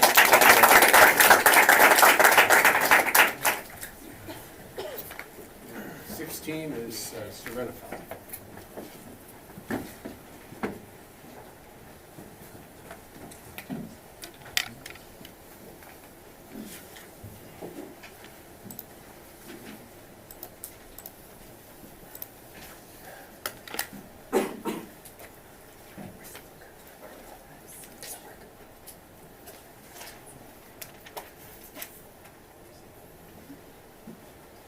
sure that many of you in the audience today know someone who requires long-term care or a caregiver.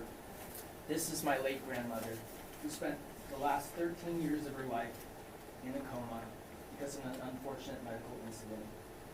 Despite the round-the-clock care that she was receiving, ultimately she contracted numerous urinary tract infections, and my grandfather severely aggravated his arthritis, having to lift her to change her diapers.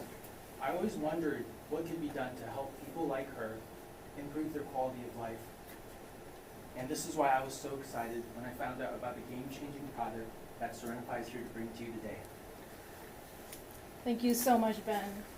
Serenify will help families like Ben's by bringing innovations to low mobility incontinent patients and improving the lives of their caregivers. My name is Maruk Siddiqui. I'm a technologist and entrepreneur, and Henry Huang is my fellow co-founder, a nurse practitioner and engineer, and we are the co-founders of Serenify. We have our legal team, Rohan Gandhi and Benjamin, who are incredible as well. Ben's family's experience is not unique. There are 3.4 million people that are low mobility and disabled in the United States, and their families have the burden of caring for their loved ones and changing them 6 to 8 times a day, or having to hire help. Unfortunately, help is scarce. There's a 91% attrition rate just in caregivers in the United States.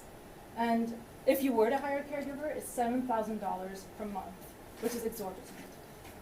Incontinence care costs in the United States are $50 billion in labor, hospitalization, as well as workplace injury. So what's the solution? Introducing Serenify. Serenify is a soft robotics, water-based system that cleans the perineum autonomously during an incontinence or bowel movement. We have state-of-the-art technology that will eliminate the back-breaking work of manually changing diapers multiple times a day.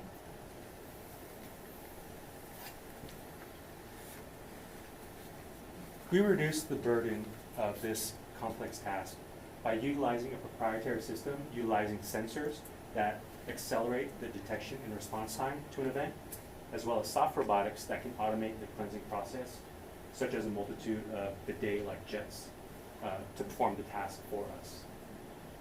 This eliminates the complications that are related to delayed or deficient care. So why Serenify?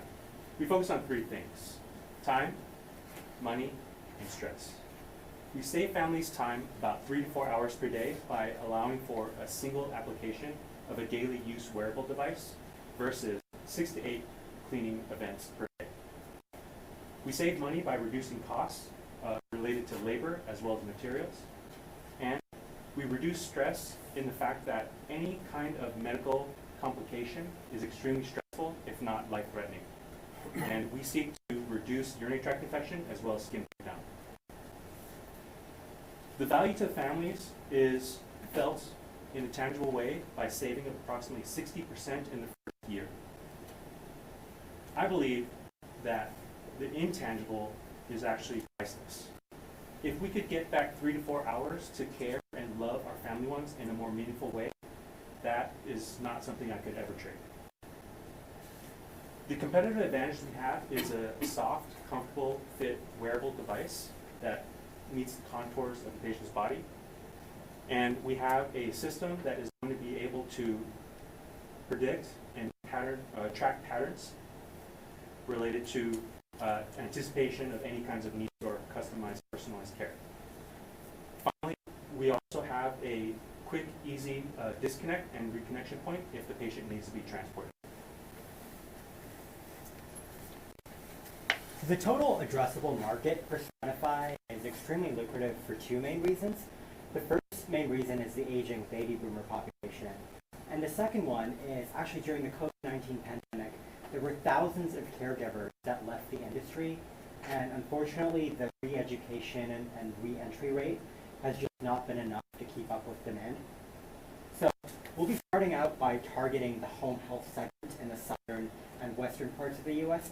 The aging population is the greatest. We'll eventually be moving into all long-term care. So that includes home health as well as nursing facilities across the U.S. We've strategically chosen a two-step or two-tier revenue model where customers can either choose to purchase, lease, or rent the base unit, but then stay connected with the company through an ongoing subscription for the wearable component of the product. And this would be for less than the cost of coffee per month.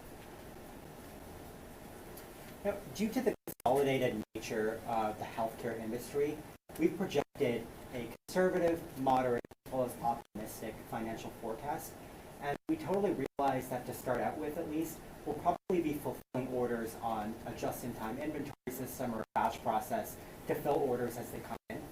But the real opportunity is for mass distribution is with the key major university networks. I mean, if you look at the UC healthcare system, the Kaiser network, if we're able to distribute this kind of product, we will be able to achieve mass distribution, which will help us achieve the economies of scale we need and the brand recognition through that institutional partnership in order to achieve massive success.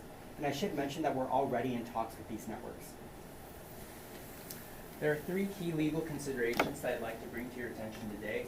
Firstly, we will register this device with the FDA as a Class 1 device because it presents minimal risk to its users. Secondly, we are working in conjunction with UCLA's Technology Development Group to file for a provisional patent.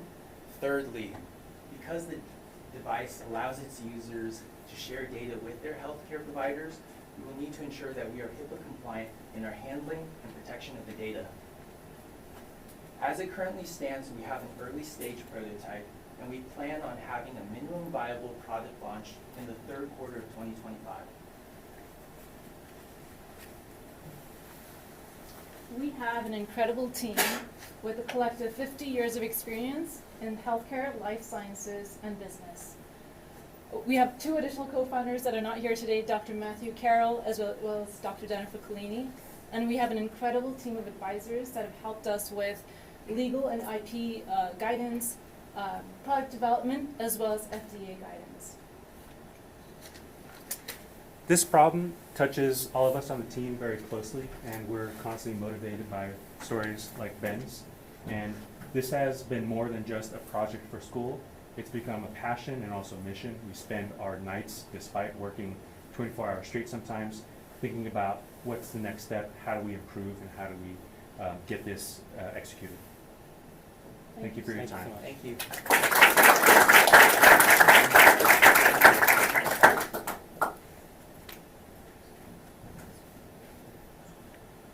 I have two questions.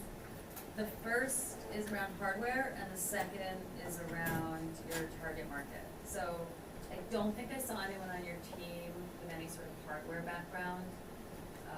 What is, no co-founders? Definitely, yeah, no, So I think what we're doing is we're leveraging our network to get an engineer. So we've spoken with Dr. Jennifer Collini, who's one of our co-founders, and she has an engineer friend who's done like a maker's lab, whom we're actually leveraging to help us, further the MVP build out and really help us sort of make a robust product as we go through the process. So we do have an engineer that's very interested in helping us. Additionally, Henry Wong is a nurse practitioner, but he's crazy brilliant at like tinkering with things. So he's really going to be our lead engineer working with the contract engineer. okay, thanks. Sure. And then you mentioned penetrating the market through home healthcare workers. Yeah. My limited understanding of them is that it's an incredibly distributed workforce and perhaps not very sophisticated. How do you plan to reach them? Absolutely. So it's more, I would say, home health, right? Home health patients and family caregivers is whom we're targeting initially. So if you look at it this way, our two co-founders, Dr. Matthew Carroll, as well as Dr. Jennifer Collini and Henry, work in the UCLA health ecosystem. And they on a daily basis, they work with patients that are in geriatrics and palliative care that are incontinent, they're unable to move, and they need help sort of being cleaned. And so we believe that our network within the UCLA health ecosystem will help us seed the initial users within the home healthcare unit.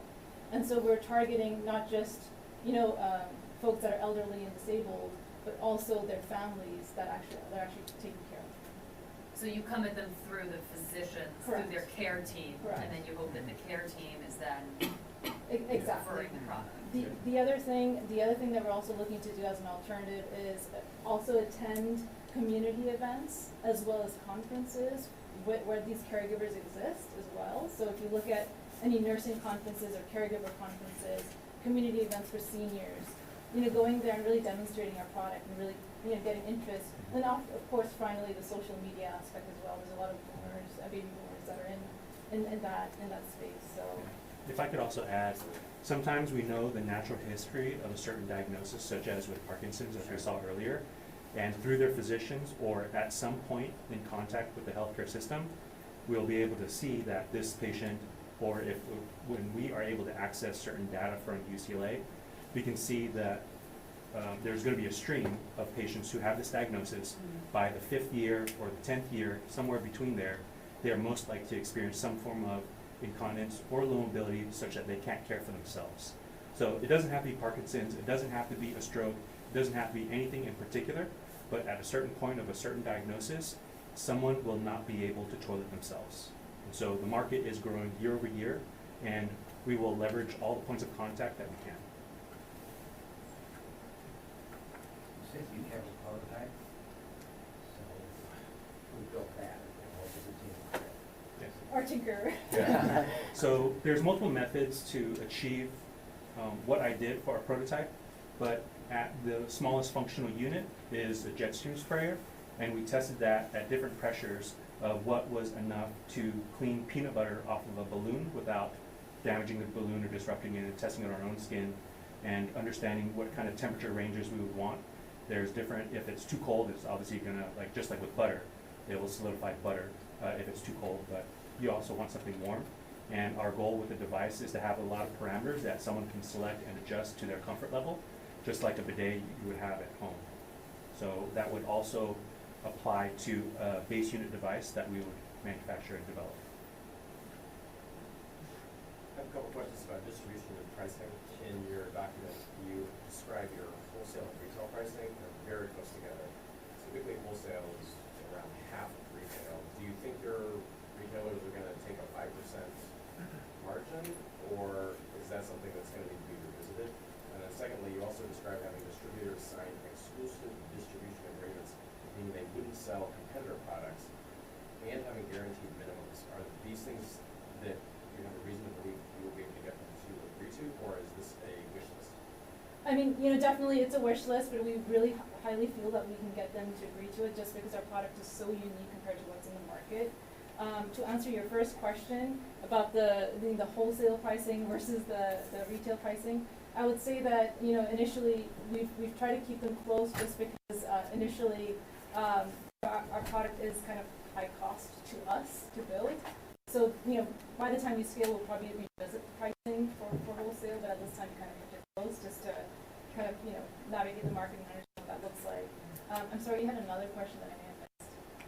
I haven't asked my Oh. IP questions yet. Okay. In terms of IP, in your document you describe trade secrets related to the cleaning and drying process. I'm wondering, how do they stay trade secrets if they're literally in the product and someone can observe it happening and potentially reversing their product? Right. So Henry can kind of speak to this as well in terms of the patent. Yeah, so in terms of the patent, there are certain aspects that we've already gone through with TEG that says that they've reviewed the prior art, and a specific feature that we have envisioned is not in the prior art. So they have told us that we can patent this aspect of it, and that gives us a powerful moat as soon as we get that through. And so for any other company that wants to do what we do in the convenience level that we want, they would have to go through our patent. So we could potentially license that, or if we plan to exit, we can also exit with that. Okay, so you describe again, Yeah, sorry. sorry. Sorry if I'm looking at a document that's not up to date, but the document refers to patent pending leak-proof technology, but then trade secrets for the cleaning and Yeah, so is it all patentable? the method and the process can be patented. Okay. Yeah. Great. Other questions? Thank you very much.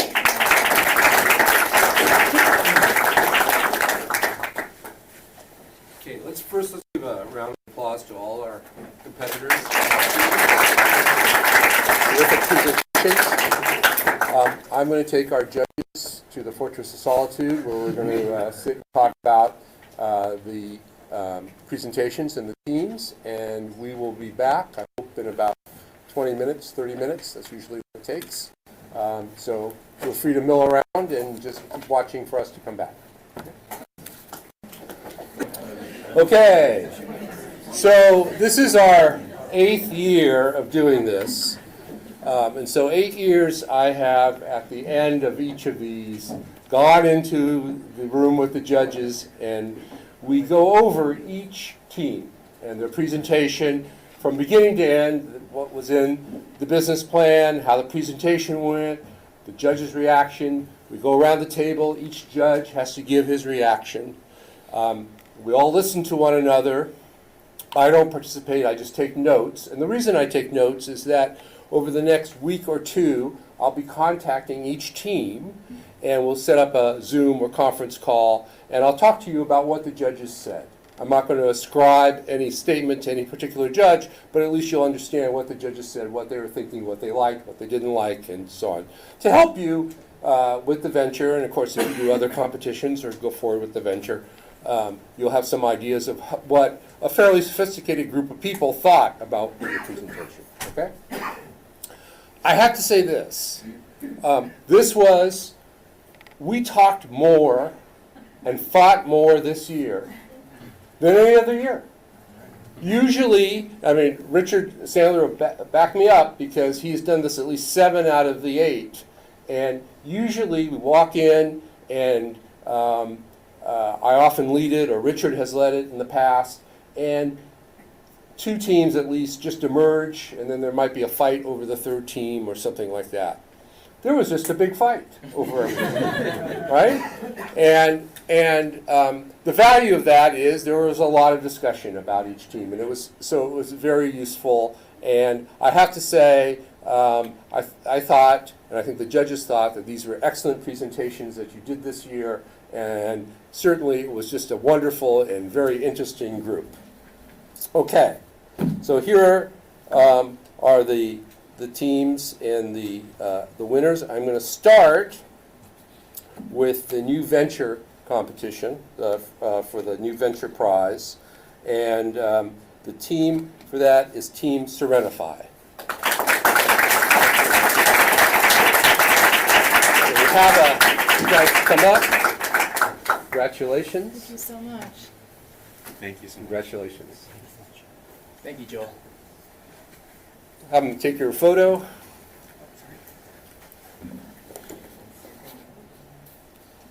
want me to get 2? Get 1 more.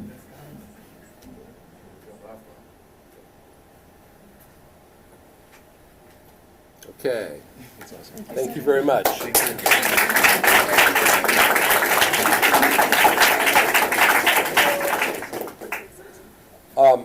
The second place team, before I go to the second place team, let me tell you how you're going to get your money. Tomorrow morning, the very first thing, I will write a letter to Business and Finance identifying the team winners by name, what they've won, and so on. Sometime in the next week, it will be a week because I'll bug them, you will get some set of forms that you have to fill out. I'm sorry you have to fill out these forms. There is nothing I can do about it. I'm not responsible for the forms, but you'll have to fill out the forms. Please fill them out as quickly as you possibly can with all the information that you have that is required. If you have some issue, please contact me so that we can make sure that you do get the money, because sometimes that takes longer than we want it to take, and it's all because of these forms, okay? Unfortunately, I don't have a checkbook, so I can't just write a check. All right. For our second place team, you ready for this now? Okay. It's Team Genogard.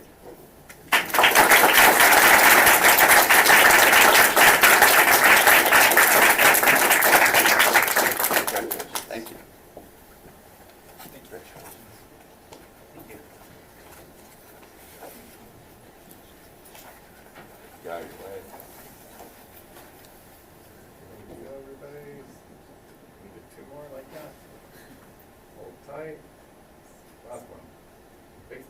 big smile. Thank you. Okay, before we get to the first place team, just a couple of thank yous. One to Nancy Lowe. Where's Nancy? Is she here? She's there. Nancy really is the one who puts all of this together. She works tirelessly. She is always reminding me of all the things we haven't done and all the issues that we have to face. She always keeps a very good humor about it. And along with Nancy, we have Rachel Estrada, who's in the back, who theoretically supervises Nancy, but doesn't in this because Nancy already knows everything that she has to do. And we have Gina Ju, who's our student worker, who did a terrific job. And also, he's not here right now, but Mac Fernandez, who also helped out. So thank you very much to all of them. I'd also like to thank Lowell Milken, who's standing in the back, and Richard Sandler, who, as I said, both of them are the real core impetus behind this competition, who have supported it in every way. Every year, Lowell and I get into a fight about the rules, which is always very helpful because we change the rules a lot as a result. But they're the ones who really made this happen quickly. When they told me they wanted to do this 8 years ago, I thought this is going to be the most horrible thing that I have to run this. In fact, this has been one of the great joys of my time here, of putting this competition together, working with students on it, seeing what students could do. I always find this a very, very inspiring evening, and certainly that was true for today. Okay, the number one team for the 2024 Lowell Milken Institute-Sandler Prize competition is Team Twig AI.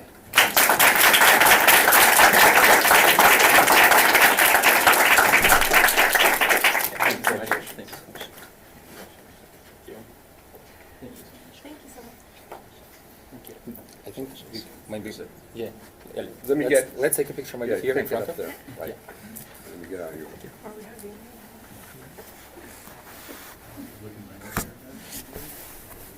Get a couple. Two more like that. Come on, everybody. Thank you so much. Please join me in thanking our judges who did a fabulous job. And thank you all for attending and for participating, and we'll see you next year.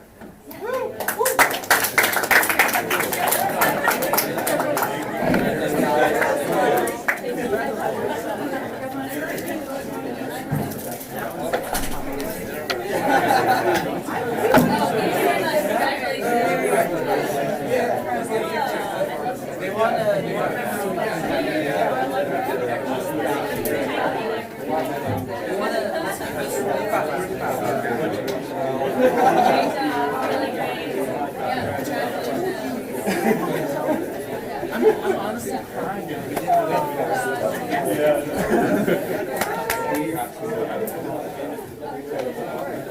Yes. You forget it. Here we go, everybody. Good. Go ahead and touch it. You're going to put your hand there. Good. Get a couple this way. One more. Big smile, everybody. Thank you so much, Phil.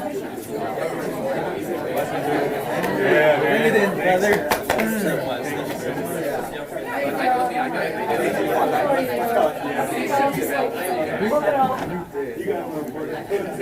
Yeah, we just want to take a picture with you too.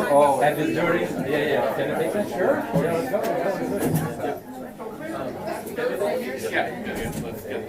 Okay, here we go.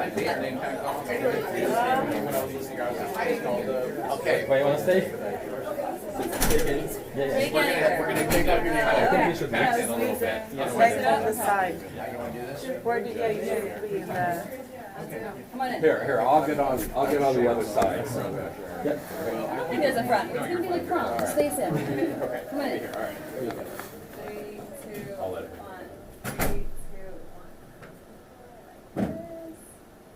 Congratulations. Okay, here we go. Let's get this one. Here we go. Big smile, everybody. Good. Get a couple more this way. Change that a little bit. Perfect. Two more. One more. Lynette Flash Recycle.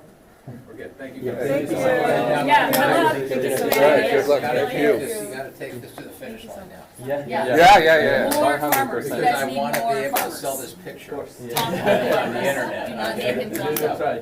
So now what? This is John Doe, the berry farmer. Make him a real guy. Make him the person you're talking about, and like put up a real life picture of him. And be like, this is lead with him. This is farmer Oh, Sam. yes, yes. Lives in Celia. Because we are thinking about having Asparagus. pilots within. This is the challenge that he feels.